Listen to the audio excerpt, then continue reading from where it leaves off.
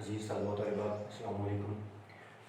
पिछले लेक्चर में मैंने आपको तशबीह के अरकान समझाए, यानी एक इस्तिलाह हमारी अदबी मुकम्मल हो गई।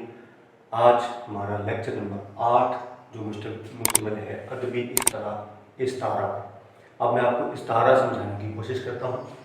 अजीज़ तलबा, इस्तारा लफ्ज़ किस ज़बान का है? अरबी ज़बान का ही लफ्ज़ है। इसका माखज़ क्या है? मुस्तार। मुस्तार का मानी क्या है? उधार लेना। इस एतबार से इस्तारा का मानी हुआ उधार लिया हुआ या उधार ली हुई चीज़। अजीज़ तलबा, यहाँ पर मैं आपको वाज़ेह करूँ क्या चीज़ कि जब वो पूछता है, पेपर सेटर आपके पेपर में कसीरुल इंतखाबी एक सवाल सेट करता है, किस तरह वो पूछता है कि इस्तारा का मानी क्या है, तो 4 ऑप्शन होते हैं और 4 ऑप्शंस में से जो सही जवाब होगा और होना चाहिए वो होना चाहिए उधार लिया हुआ या उधार ली हुई चीज़।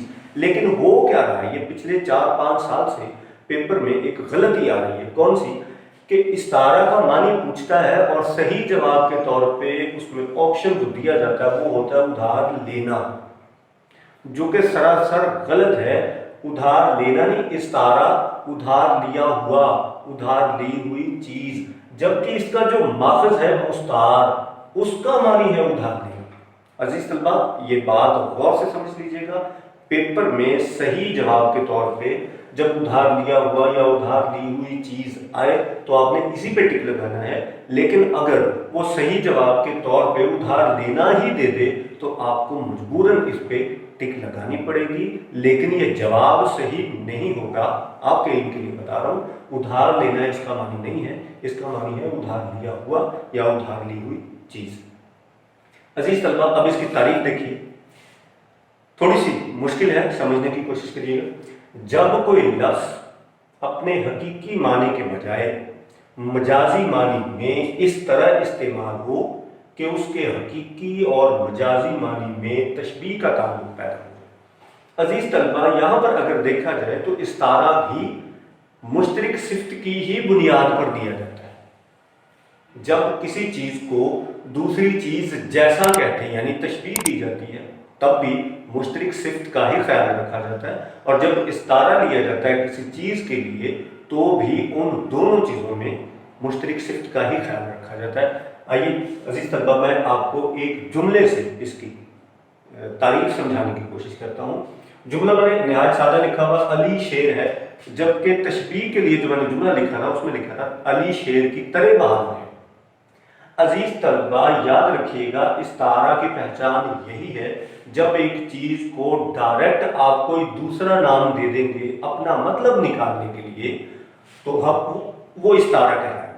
अजीज तलबा, इसमें अगर देखें, तारीफ थी हमारी जब कोई लफ्ज़ अपने हकीकी मानी के बजाय मजाजी मानी में इस तरह इस्तेमाल हो कि उसके हकीकी और मजाजी मानी में तशबीह का ताल्लुक पैदा हो। अब यहाँ पर अगर देखा जाए, पहले देखें इस जुमले में इस्तारा कौन सा है? अली तो हो नहीं सकता क्योंकि इसके लिए तो लिया गया है, भी नहीं हो सकता क्योंकि ये हर्फ ताम है, ये जुमले को मुकम्मल करता है, तकमील करता है। अब यहां पर अगर देखा जाए, शेर यहां पर इस्तारा है। अब इस पर तारीफ लागू करके देखते हैं। जब कोई लफ्ज़ अपने हकीकी मानी की बजाय मजाजी मानी में इस तरह इस्तेमाल हो कि उसके हकीकी और मजाजी में तशबीह का ताल्लुक पैदा हो जाए। अजीज तलबा, शेर यहां पर इस्तारा है। अब अगर शेर देखा जाए, इसका हकीकी मानी क्या है? ये एक खूंखार परिंदा है जो जंगलों में रहता है और गोश्त खोर है, भयानक जानवर है। लेकिन कहा किसको है? यहां पर अली को कह दिया। अली शेर की तरह, अली शेर है, शेर यहां पर इस्तारा हो गया। अब ये जो लफ्ज़ था ये हकीकी मानी अगर देखे तो खूंखार दरिंदा है, लेकिन लिया किसके लिए? अली के लिए। अब अली बजाते खुद अगर देखा जाए एक इंसान है, शेर तो नहीं, शेर तो जानवर है, लेकिन शेर हकीकी मानी में खूंखार दरिंदा है जो जंगलों में रहता है, जो गोश्त खोर है। कहा किसके लिए? हमने अली के लिए شیر استعمال کر لیا. کیوں؟ ہم اپنا مطلب واضح کرنا چاہتے تھے، ہم بتانا چاہتے تھے بھائی علی میں بھی بہادری موجود ہے. اب موجود ہے اس لیے ہم نے علی کو ڈائریکٹ شیر ہی کہہ دیا بہادری واضح کرنے کے لیے. اب یہی لفظ اپنے حقیقی معنوں کی بجائے مجازی معنی میں استعمال ہو رہا ہے. مجازی معنی علی کے لیے. اب علی کے لیے کیوں استعمال کیا گیا؟ کیونکہ علی اور شیر میں ایک مشترک صفت موجود تھی، وہ تھی بہادری.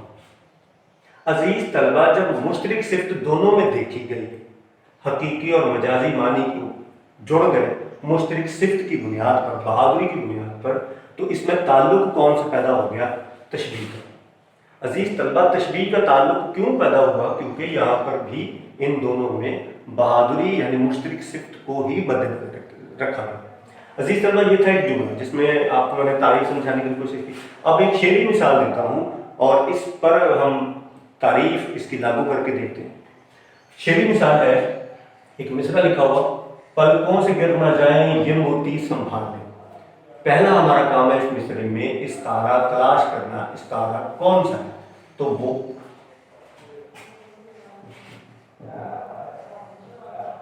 موتی. اب موتی یہاں پر استعارہ ہے، کس کے لیے لیا گیا؟ پلکوں سے گر نہ جائیں. عزیز طلبہ، پلکوں سے کیا چیز گرتی ہے؟ آنسو. اب اگر آنسو اور موتی میں دیکھا جائے تو قدر مشابہت کیا ہے؟ چمک، اور سائز بھی تقریباً کہہ لیں.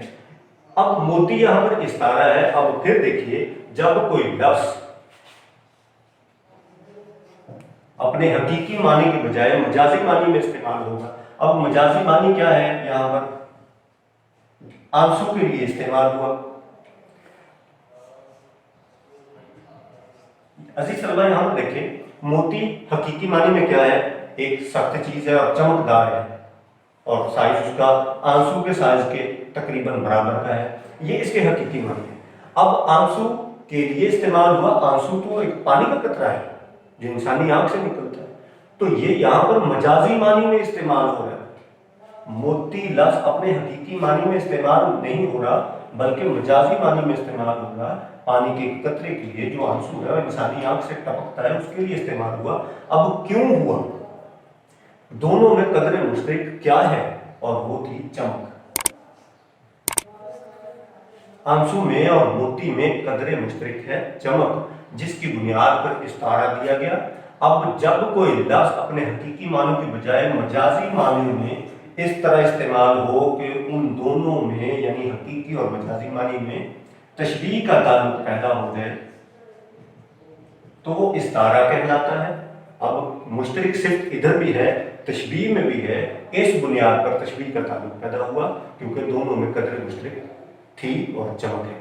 استعارہ بھی مشترک صفت کی بنیاد پر ہی دیا جاتا ہے. عزیز طلبہ، امید کرتا ہوں آپ کو استعارہ کی سمجھ آ گئی ہوگی. ہمارا اگلا لیکچر انشاءاللہ لیکچر نمبر 9 جو ہوگا وہ استعارہ کے ارکان پر مشتمل ہوگا. السلام علیکم.